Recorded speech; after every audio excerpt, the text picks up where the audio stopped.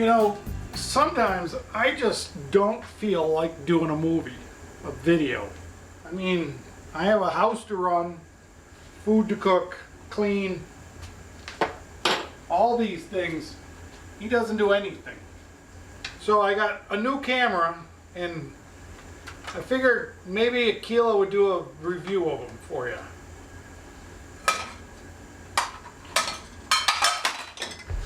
So this is Akila's movie.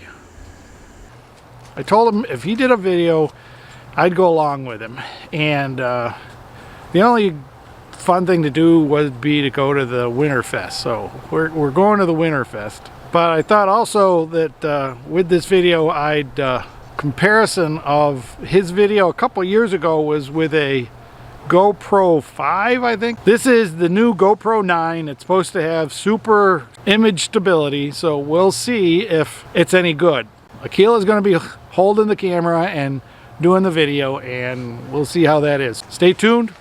Let's get up to Blowing Rock, North Carolina.